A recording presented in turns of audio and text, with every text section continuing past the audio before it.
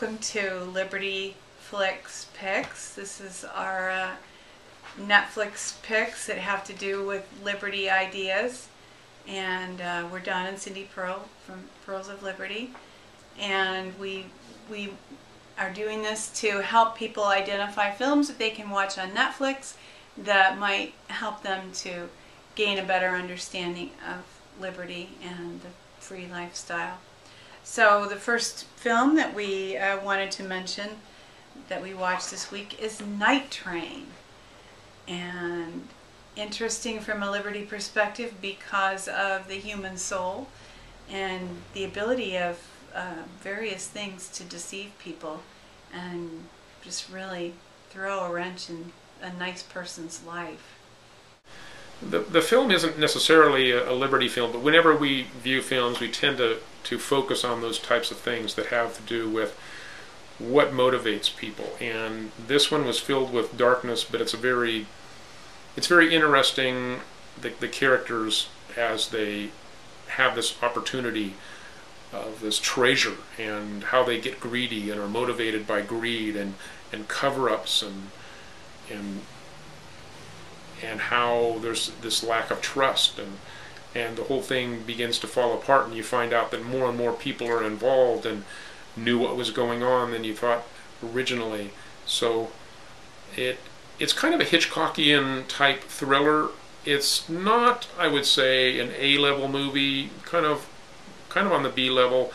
The acting is good. I think maybe the plot is a little weak or overdone. There are some interesting aspects of it to it, but to see the things that the characters do and the way that some of the things, how they don't pan out, it's almost like a Coen Brothers movie where you have a crime gone bad. A lot of the Coen Brothers movies are about crimes that have gone bad, and this one's kind of that way with some insight into the human soul, and it's worth watching. We had seen the girl with the dragon tattoo some time ago, and if we talk about this, we're referring to the Swedish one. We haven't seen the English one yet, the English language version, and I don't think I care to see it because the original is so good, and really just make the sacrifice and read the subtitles. But this has been re-released now as 6 episodes, and there are 2 additional hours of footage. So we watched it again, and I would categorize this movie as a justice movie. It's definitely vigilante justice, but a lot of the vigilantism is, if that's a word, is out of self-defense. Yeah, the interesting thing also is the press aspect of it, and the fact that it's this team, not really a team, but sort of in the script it's a team of the guy that's Blomquist that has this Millennium publication that is investigative reporters going after the truth and exposing corruption. And it's great to see that as an ideal being put forward. Interesting that it's a foreign film, because you don't see that, think about it, you don't see that too much in American films anymore.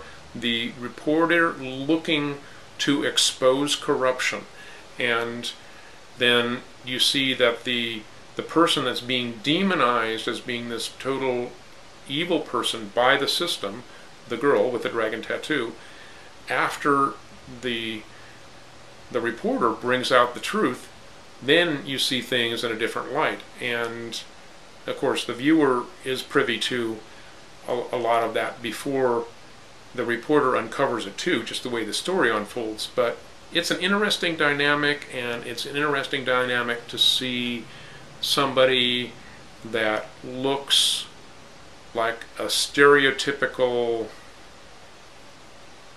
antisocial type person actually be fighting for the things that are good and true. It's an exercise in suspending your judgment against appearances, and it's an elevation of an investigation into the truth. So we recommend it. There are things about the movie that will that are not for family viewing, so we got to put that out there. But if you're an adult that's okay with some of the darker aspects of what goes on in the world, highly recommended. We saw a film that through a lot of it feels as if it's going to be for family viewing, but there's one scene that's definitely not, and that is the fall. And artistically, I found this to be a beautiful film, and it has an interesting plot, and part of it, I'll let you describe what it's like. Yeah, it takes place in... But they're in LA because she was working in the orange fields. Yeah, you're right. It's the early film industry is the setting, and that there are two people that are in a hospital, and one person was a stuntman that was injured in making films. And what happens is they form a relationship, and this stuntman and this girl, in which the stuntman begins telling a story, and then a lot of the film is actually the story that's being told, and it begins to have a magical quality to it because of the story. In that way, it's a little bit like the Princess Bride story, something like that. But there's other aspects to it, and it's interesting. It has 5 stars on Netflix, or close to it, and we're not sure what it was going to be, and we weren't disappointed. I don't know if I can say too much more. It does have a magical quality to it that draws you in. It is reminiscent kind of The Princess Bride. It also reminded me of the film The Cell, and I became convinced watching it that it must be the same art director, and it wasn't. But visually, in some respects, it's very similar to The Cell, and just very beautiful to look at. We also watched a funny film called The Parole Officer. It's a British film, and it's tough to find comedies that are lighthearted and funny. This is a parole officer that's kind of a loser kind of a guy, and he becomes a witness to a crime, and in order to get the proof of this crime, it's actually a murder, he needs to rob the bank where the video tape has been put of this murder. So he gets some of the people that he's helped to parole to help him with this crime to bring forth justice. And there's some amusing things that happen during it, and we found it enjoyable.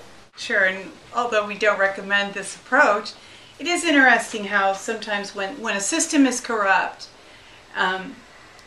people have to go to extraordinary means in order to find justice. So, but it was just fun. It's lighthearted. I don't want to make it too heavy. We saw the film called John Rabe, and I did not see as much of that as you did, so I know you enjoyed it. It's very interesting history. This is based on a true story. This was a German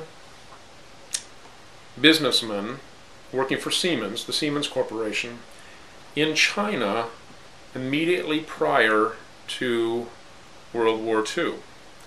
And the Japanese, of course, were at odds with China and attacked China, yet, of course, the Japanese and the German Nazis were allies in World War II.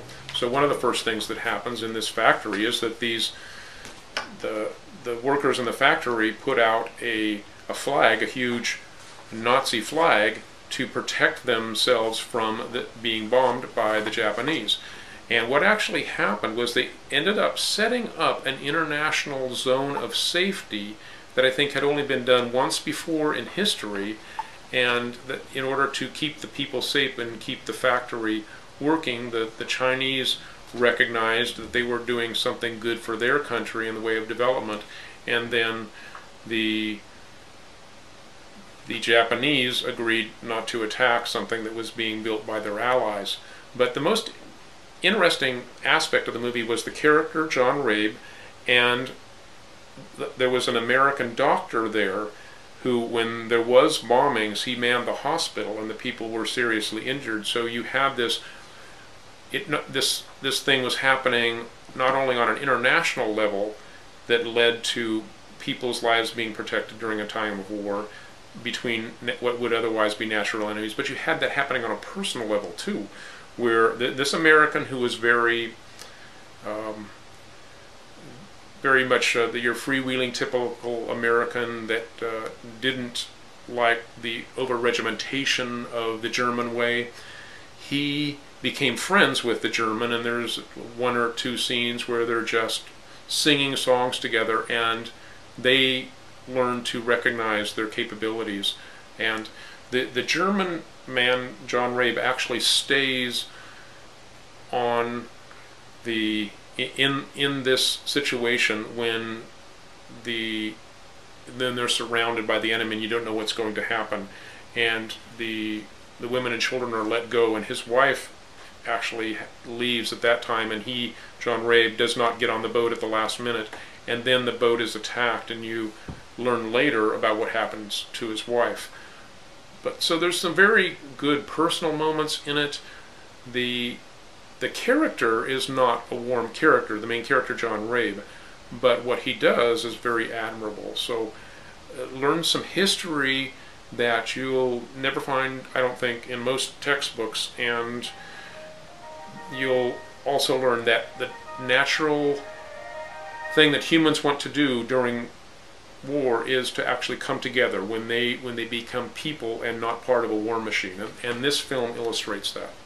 And there are some other films that we saw that aren't necessarily liberty films or related to liberty or justice, but just for fun and maybe to save you some wasted time, we'll just run through the list and give a thumbs up or down and a phrase describing the film. So the first one that we will mention is Chameleon. Sad commentary on human nature and human needs, and I'm gonna give it a neither thumbs up nor thumbs down.